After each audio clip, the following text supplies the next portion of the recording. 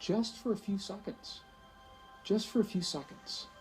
And then he turned around and he looked at me. And he said, I'm hungry. You want to go for lunch? And I said, well, sure. I said, we can go for lunch. But I said, I thought you invited me here to pray for rain. And this is when he turned and looked at me. And what he said changed my life. It changed my perspective and the way I think about my relationship to the world. I'm going to share it with you. Maybe it'll change yours as well. Here's what he said. I said, I thought you prayed for rain. And he said, no. He said, if I prayed for rain, rain could never happen. Because the moment we ask for something to happen in this world, in the asking for, we are affirming that it does not exist now.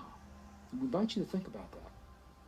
When we ask the universe for something, we are implying that whatever we're asking for, or asking about, or asking to appear, or asking to happen, is not present in the moment.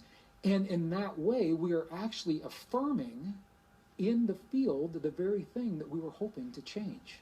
I hope that makes sense. The quantum field that we talked about in the last episode, if you recall, it is the container for all things. It is the bridge between us and the world, between what happens in here and what happens out there.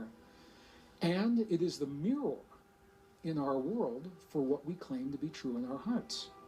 So if you think about that, it makes perfect sense. If you're asking for rain, as I thought my friend David was going to do, if he asks that, then the field interprets that as him asking for no rain, because the rain's not there. So I looked at him and I said, David, if you didn't pray for rain right now, what did you just do? And he said, when I closed my eyes, he said, I felt the feeling as if the rain has already happened. I felt the feeling of what it feels like, he said, to stand in my Pueblo village with my naked feet in the mud. And the mud is there because there's been so much rain. He said, I smelled the smells of what it smells like when the rain rolls off of the earthen walls of our Pueblo homes. He said, I felt the feeling of what it feels like when I walk through the fields of corn that are this high against my naked chest, and they're this high because there's been so much rain. He said, I felt the feeling of what it feels like when my prayer is already answered. And then I gave thanks for what has already happened. He said, in those few seconds, I felt the feelings and I gave thanks for the rain that has already occurred.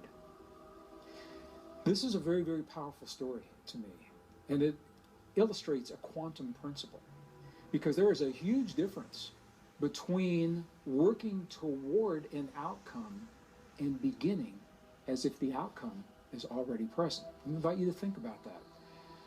When I was a young boy growing up in a rural community in northern Missouri, I spent a lot of time working in a farm environment, in a rural environment, baling hay, mending fences, training bird dogs, feeding cows, all those kinds of things. I'd get cuts and bruises on my hands, my legs all the time. I remember my mom would always say to me, and it was very well intentioned, but she'd say, the healing will happen slowly over a long period of time. She said, it'll heal a little bit today, a little bit tomorrow, a little bit the next day, until pretty soon it's all gone. And if we embrace that, if we think that way, if we accept that, that is precisely the way the healing happens. This is a linear way of thinking about the world. And I'm not saying it's right, wrong, good, or bad, because there are times in our lives we definitely want to think linear, okay?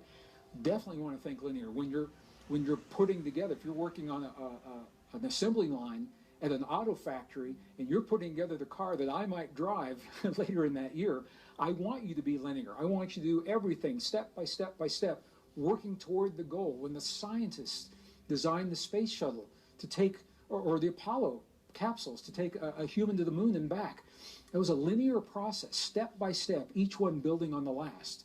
So I'm making a distinction here. There are times when it's good to think linear and good to act in a linear way. But we have just discovered, science is telling us, we are not bound by the linear laws of physics as we know them today, and that we have the ability to be in both worlds. And when it comes to our healing, there's a huge difference between working toward the healing and coming from the outcome that the healing has already happened. Or, in the case of my friend David, coming from the outcome that the rain has already appeared. Well, we went into the nearest town, Taos, New Mexico. We had lunch that day. And by the time I came back onto my property later that afternoon, something began to happen that we had not seen for a very long time. Big black clouds were rolling in over the Sangre de Cristo Mountains. And it started to rain that afternoon. And it rained and rained and rained. It rained all afternoon. It rained all night. It rained all the next morning. It was a mess. There was so much rain. The roads were flooded. The fields were flooded. Cattle were stranded. Crops that remained were ruined because the ground had been so dry it couldn't accept all the rain. And I called my friend David on the phone. And I said, David, this is a mess. I said, what in the world is going on? I said, it has rained since I saw you yesterday afternoon. It hasn't stopped. And he was quiet just for a moment. And then he said to me on the phone, he said, Gregg, that's the part of the prayer that the elders could never describe to me. They couldn't tell me how to stop the rain. They told me how to get it started, but I never learned how much to make and when to tell it to stop. So I'm sharing this story now for a couple of reasons. And one of those reasons is because I cannot say to you as a scientist, I cannot prove as a scientist that David's prayer had anything to do with the rain that happened. I have to say that there is a high correlation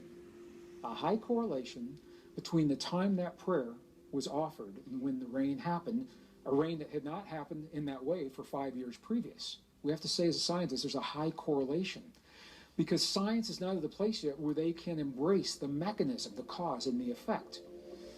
Well, I watched the news that night.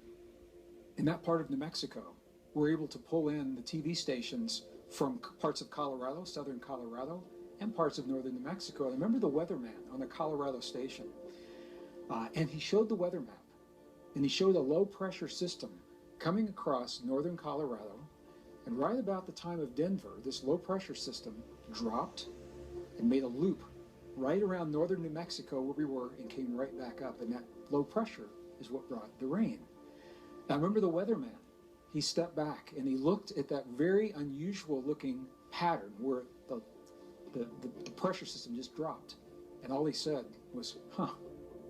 That was all he said because he couldn't explain what was happening.